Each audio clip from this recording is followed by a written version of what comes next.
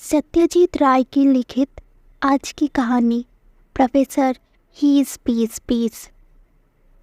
सत्यजीत राय भारतीय सिनेमा के जाने माने व्यक्तित्व हैं और सिनेमा के क्षेत्र में उनका योगदान के लिए उन्हें दादा साहेब फाल्के पुरस्कार से सम्मानित भी किया गया।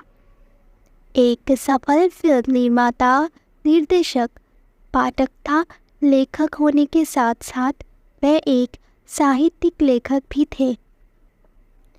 इस पुस्तक में सत्यजीत राय की कलम से बाहर कहानियों का एक गुलदस्ता प्रस्तुत है, जिसमें मनुष्य के हर भाव के रंग के फूल हैं। शुरू करते हैं आज की कहानी प्रोफेसर हीज पीस पीस। मेरे साथ जो घटना घटी है उस पर शायद ही कोई विश्वास करे। अपनी आंखों से देखे बिना बहुत आदमी बहुत सी बातों पर विश्वास नहीं करते, जैसे भूत। इतना ज़रूर है कि मैं भूत प्रेत की कहानी लिखने नहीं बैठा हूँ। सच कहने में हर्ज ही क्या, इसे किस तरह की घटना कहूँ ये बात खुद में ही नहीं जानता। मगर घटना घटी है और घटी है मेरे जीवन में ही, इसलिए इसमें सच्चाई है और इसके संबंध में लिखा भी स्वाभाविक ही है। पहले ही बता दूं कि जिसके कारण ये घटना घटी थी उसका असली नाम मुझे नहीं मालूम। उसने बताया था कि उसका कोई नाम है ही नहीं। इतना ही नहीं, नाम के बारे में उसने छोटा मोटा एक भाषण भी दे डाला था। नाम में क्या आता जाता है साहब, किसी ज़माने में मेरा कोई नाम था, अब उसकी ज़रूरत नहीं है, इसलिए उसके मन ने त्याग दिया है। अब क्योंकि आप आए, बातचीत की, अपना नाम बताया, इसलिए नाम का प्रश्न उठता है। जो यहाँ कोई नहीं आता और ना आने का मतलब है कि कोई मुझे नाम लेकर नहीं पुकारता है। जान पहचान का कोई आदमी है ही नहीं, किसी से खत किताब नहीं, अखबारों में रचना नहीं छपवाता हूँ, बैंक के चेक पर दस्तखत नहीं करना पड़ता है। फलस्वरूप नाम का कोई प्रश्न खड़ा होता ही नहीं। एक नौकर है, मगर वह भी गूंगा। गूंगा ना होता तो भी वह मेरा नाम लेकर मुझे नहीं पुकारता, बल्कि मुझे बाबू कहता। बस बात खत्म। अब सवाल ये पैदा होता है कि आप मुझे क्या कहकर पुकारिएगा। आप उसी पर सोच रहे हैं, है ना? लेखक ने कहा, तय पाया कि मैं उन्हें प्रोफेसर हीज बीस बीस कहकर पुकारूं। ऐसा क्यों हुआ ये बात मैं बाद में बताऊंगा। पहले ज़रूरी है कि शुरू की कुछ बातें बता दूं। घटना गोपालपुर में घटी थी। उड़ीसा के गंजम जिले की बहरामपुर स्टेशन से 10 मील दूर समुद्र के किनारे गोपालपुर नामक एक छोटा शहर है। पिछले 3 सालों से दफ्तर से छुट्टी नहीं मिल रही थी, क्योंकि काम का दबाव बहुत ज़्यादा था। इस बार 3 हफ्ता की छुट्टी लेकर तय किया कि इस अनदेखी परंतु नाम से परिचित जगह में जाऊंगा। दफ्तर के कामों के अलावा मैं एक और काम करता हूँ, और वह है अनुवाद का काम। आज तक मेरे द्वारा अंग्रेजी से बांग्ला में अनुवादित 7 जासूसी उपन्यास प्रकाशित हो चुका है। प्रकाशक कहते हैं कि उन उपन्यासों की खपत काफ़ी तादाद में हो रही है। बहुत कुछ उसी के दबाव के कारण मुझे छुट्टी लेनी पड़ी। इन 3 सप्ताहों के बीच एक पूरी किताब के अनुवाद का कार्यभार मेरे कंधे पर है। कि पहले मैं कभी गोपालपुर नहीं आया था। जगह का चुनाव अच्छा हुआ है, इसका पता मुझे पहले दिन ही चल गया।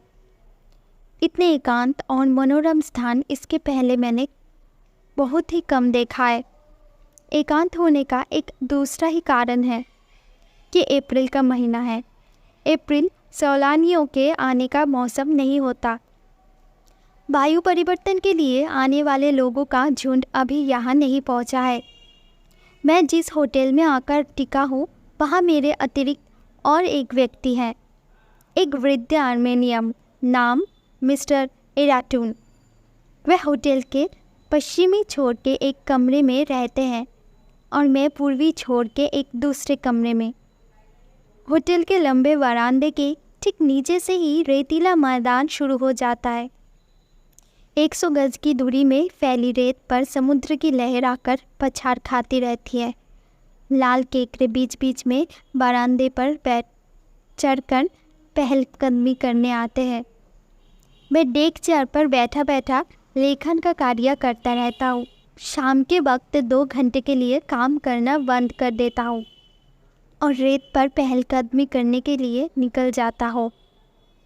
शुरू में 2 दिन समुद्र के किनारों से होता हुआ मैं पश्चिम की ओर गया। तीसरे दिन सोचा पूरब की तरफ भी जाना ज़रूरी है। रेत पर पुराने ज़माने के टूटे फूटे घर अजीब जैसे दिखते हैं।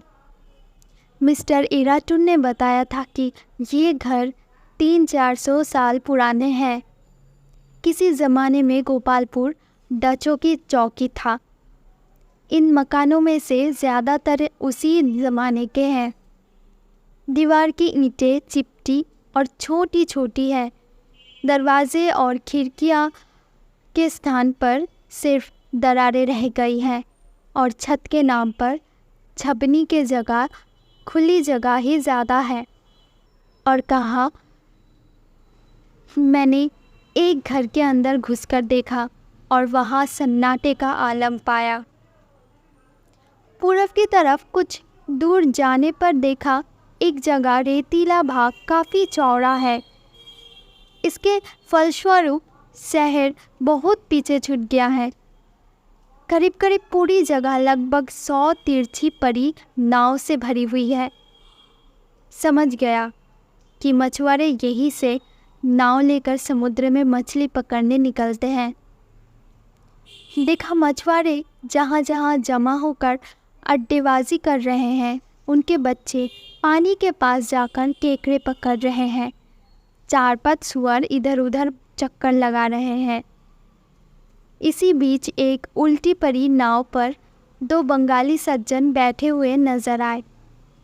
एक आदमी की आंखों पर चश्मा है। वह अपने हाथ में पड़े अखबारों को हवा के झोंके के बीच मोड़ने में परेशानी का अनुभव कर रहा है। दूसरे सज्जन अपने हाथों को छाती के पास रखकर अपालक समुद्र की ओर देखते हुए बीड़ी का कश ले रहे हैं। मैं यूं ही उनके निकट पहुंचा।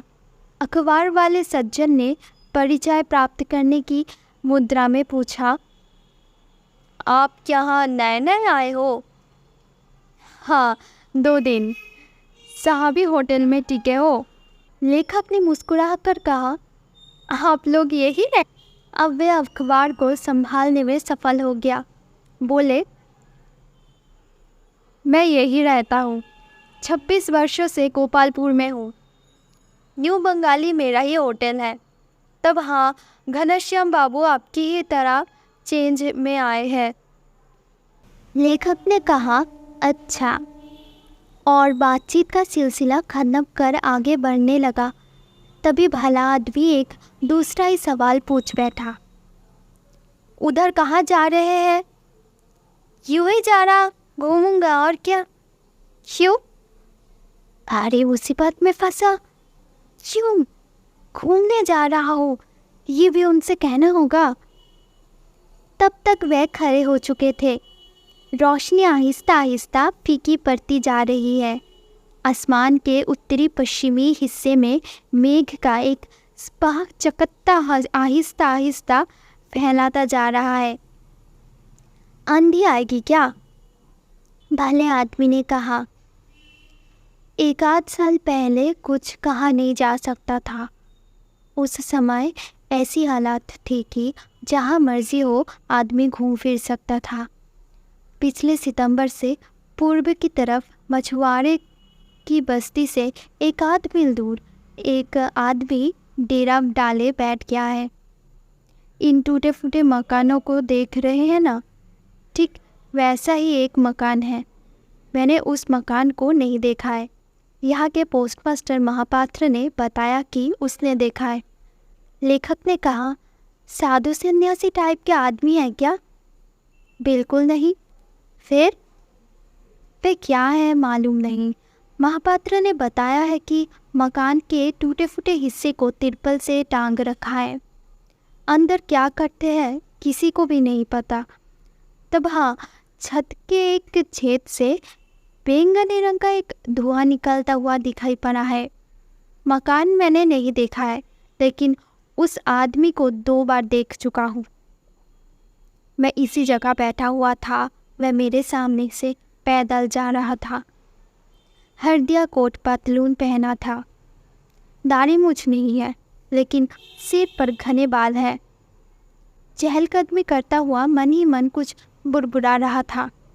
यहाँ तक कि कोई बार जोरों से हंसते हुए भी देखा। मैंने बात की, मगर उसने जवाब नहीं दिया। ये तो अभद्र है या फिर पागल। शायद अभद्र या पागल दोनों ही है।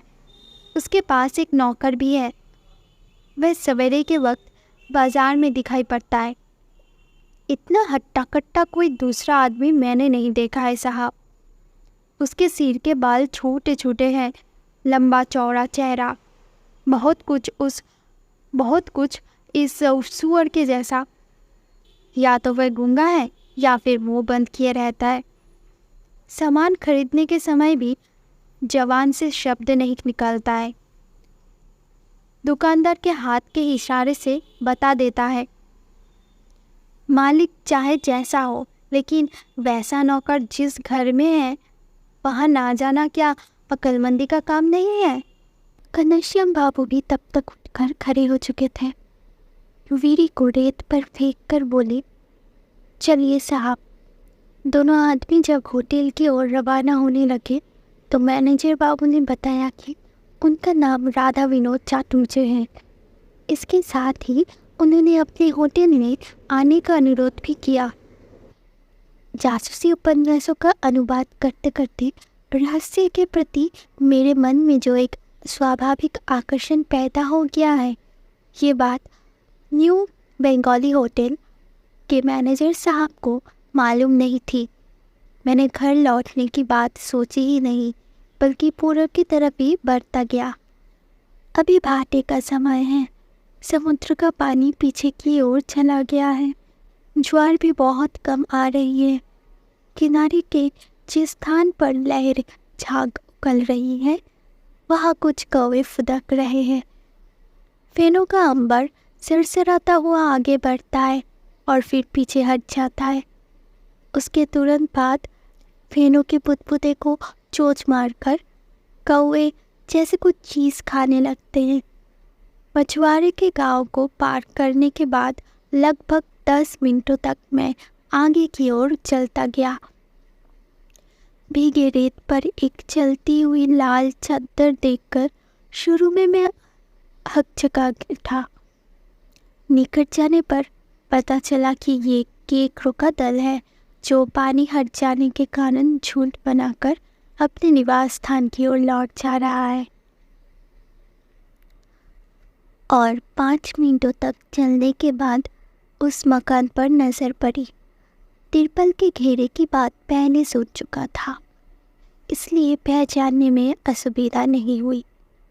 लेकिन निकट जाने पर देखा, वहाँ सिर्फ तिरपल ही नहीं है, बांस, लकड़ी के तख्ते, जंग लगा कंक्रीटेड टीन, यहाँ तक कि पेस्ट बोर्ड के टुकड़े भी मकान की मरम्मत के काम में लग गए हैं। देखकर लगा, अगर छत के भेद कर बरसात का पानी अंदर नहीं गिरता है तो किसी आदमी के लिए इस मकान में रहना असंभव नहीं है। मगर वह आदमी है कहाँ? कुछ देर तक वहाँ खड़े रहने के बाद मुझे लगा, वह आदमी अगर आध पगला है और उसके पास सचमुच ही एक विशालकाय नौकर है, तो मैं जिस तीव्र कौतूहल के साथ इस मकान की ओर देख रहा हूँ, मेरा ये देखना बुद्धिमानी का काम नहीं है। इससे तो अच्छा यही होगा यहाँ से थोड़ी दूर हटकर अनमनेपन के साथ चहलकदमी करता हुई इतनी दूर जब आ ही चुका हूँ तो फिर उसे बिना देखे कैसे चला जाऊँ।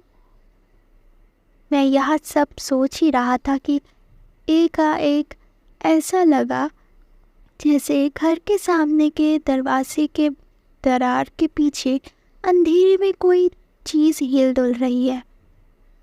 उसके बाद एक नटा जैसा आदमी बाहर आया। ये समझने में देर नहीं लगी कि ये आदमी इस मकान का मालिक है और यही अंधेरे में फ़ायदा उठाकर कुछ देर से मुझ पर निगरानी रख रहा है।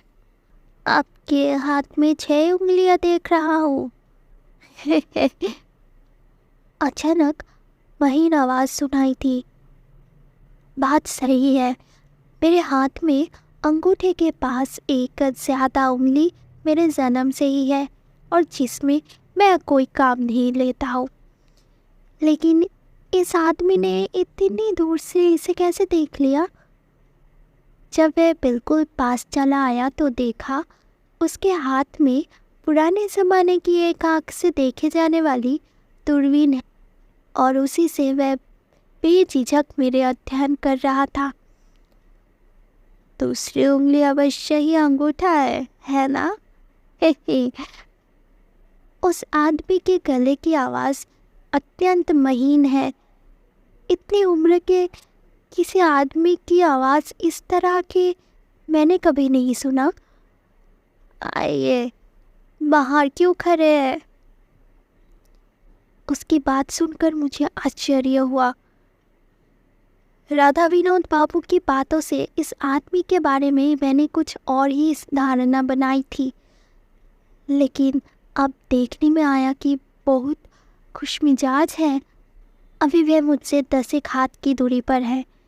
शाम के धुंधलेपन में मैं उसे साफ साफ देख नहीं पा रहा था, हालांकि देखने की इच्छा प्रबल थी, इसलिए उसके अनुरोध को भी ठुकराया नहीं। ज़रा सावधानी से, आप लंबे आदमी हैं और मेरा दरवाज़ा छोटा। झुककर अपने सिर को बचाते हुए मैंने उसके निवास स्थान में प्रवेश किया।